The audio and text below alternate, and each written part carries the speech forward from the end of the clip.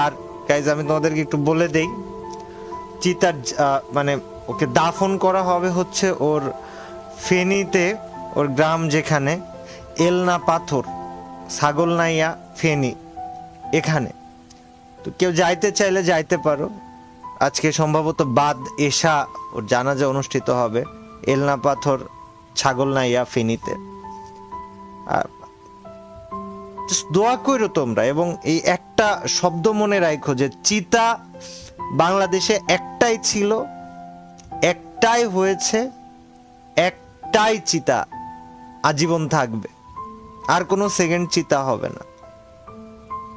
ওর জন্য দোয়া করো, আল্লাহ তাআলা যেন ওকে মাফ করে দেয়, জীবনে যদি কোনো ভুল ত্রুটি থেকে থাকে, কোনো কবরের আযাবটাও মাফ করে দেয়, এবং ওকে যেন জান্নাতুল ফিরদাউস নসিব করে।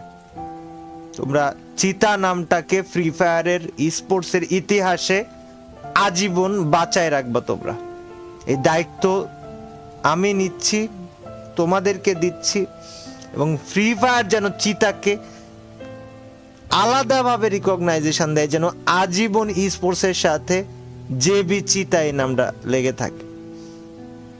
আল্লাহ হাফিজ সবাই।